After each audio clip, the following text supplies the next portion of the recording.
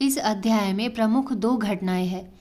श्री साठे की कथा। श्री साठे जीवन की परेशानियों से टूट चुके थे। वे शिरडी आए और बाबा की प्रेरणा से गुरु चरित्र का पारायण किया। बाबा ने उन्हें स्वप्न में दर्शन देकर संकेत दिया कि केवल पुस्तक पढ़ना ही नहीं, बल्कि उसके संदेश को जीवन में उतारना भी आवश्यक है।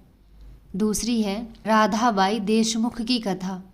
राधाबाई ने ठान लिया कि जब तक बाबा उन्हें कोई गुप्त मंत्र नहीं देंगे, तब तक वे अन्न जल ग्रहण नहीं करेगी। बाबा ने उन्हें समझाया कि मेरे गुरु ने मुझे कोई मंत्र नहीं दिया था, उन्होंने केवल दो बातें सिखाई, श्रद्धा और सबूरी। श्रद्धा मतलब अटूट विश्वास और सबूरी मतलब धैर्य। यही सबसे बड़ा मंत्र है। सच्चा गुरु शब्दों से नहीं, अपनी कृपा दृष्टि से शिष्य का कल्याण करता है। इस अध्याय में बाबा ने बताया कि आध्यात्मिकता केवल पूजा तक सीमित नहीं है, बल्कि हमारे व्यवहार में भी दिखनी चाहिए।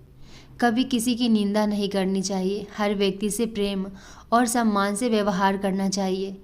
किसी के श्रम का उचित मूल्य अवश्य दो। हर जीव में ईश्वर का अंश देखो। गुरु की आज्ञा का पालन करो और अच्छे ग्रंथों का अध्ययन करो। बाबा इन दोनों अध्यायों में हमसे यही कह रहे हैं कि तुम मेरे पास चमत्कार लेने मत आओ, अपना मन बदलने आओ। हम अक्सर सोचते हैं कि कोई विशेष मंत्र, कोई गुप्त साधना या कोई चमत्कार हमें भगवान तक पहुंचा देगा। लेकिन बाबा कहते हैं, अगर तुम्हारे भीतर श्रद्धा है, अगर तुम्हारे कठिन समय में सबूरी है और तुम दूसरों की बुराई छोड़कर प्रेम से जीते हो, तो समझो कि तुम सही मार्ग पर हो। बाबा ये भी सिखाते हैं कि गुरु का सबसे बड़ा आशीर्वाद शब्द नहीं, उनकी कृपा दृष्टि होती है। जैसे कछुआ दूर रहकर भी अपने बच्चों का पालन करता है, वैसे ही सद्गुरु अपने भक्त की रक्षा करते हैं, चाहे वे सामने हो या दूर। इन दोनों अध्यायों का एक पंक्ति में सार। साईं बाबा कहते हैं, श्रद्धा और सबूरी ही सबसे बड़ा मंत्र है। निंदा छोड़ो, प्रेम अपनाओ, गुरु पर विश्वास रखो, बाकी सब मैं संभाल लूंगा। गुरु शब्दों से नहीं, अनुभव से सिखाता है। राधाबाई मंत्र मांग रही थी, लेकिन बाबा ने समझाया कि असली मंत्र कोई शब्द नहीं, बल्कि श्रद्धा और सबूरी है। यदि विश्वास और धैर्य नहीं है, तो लाखों मंत्र भी फल नहीं देंगे। दूसरा, भगवान हमारी परीक्षा लेते हैं, हमें छोड़ते नहीं। जब मनोकामना पूरी होने में देर होती है, तब लगता है कि भगवान सुन नहीं रहे। बाबा कहते हैं, देर मेरी है, अंधेर नहीं।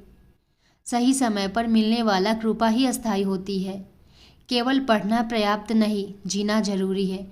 गुरु चरित्र या सच्चरित्र का पारायण तभी सार्थक है जब उसका प्रभाव हमारे स्वभाव में दिखाई दे। यदि पढ़ने के बाद भी क्रोध, अहंकार और निंदा वैसी ही रहे, तो पढ़ना अधूरा है, व्यर्थ है। निंदा सबसे बड़ा आध्यात्मिक अवरोध है। दूसरों की बुराई करने से पहले हमारा अपना मन अशुद्ध होता है। बाबा चाहते हैं कि हम अपने दोष देखें, दूसरों के नहीं। हर इंसान में बाबा है।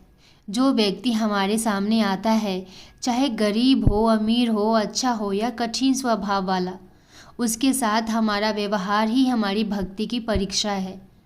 सद्गुरु हमेशा साथ रहते हैं। जैसे कछुआ दूर रहकर भी अपने बच्चों का पालन करता है, वैसे ही सद्गुरु हर समय अपने भक्त पर कृपा दृष्टि रखते हैं। इसलिए घबराने की जरूरत नहीं, केवल विश्वास बनाए रखने की जरूरत है। अगर बाबा आज हमसे कहते कि मेरे बच्चे, मुझे ढूंढने के लिए नए नए मंत्र मत खोजो, बस मुझ पर विश्वास रखो, धैर्य रखो, किसी का बुरा मत करो और अपना मन पवित्र बनाओ, तुम्हारे जीवन की हर चिंता मैं सही समय पर दूर कर दूंगा। दोनों अध्यायों का सबसे बड़ा संदेश, श्रद्धा तुम्हें बाबा से जोड़ती है, सबूरी तुम्हें बाबा की कृपा तक पहुंचाती है और अच्छा आचरण उस कृपा को जीवन भर बनाए रखता है।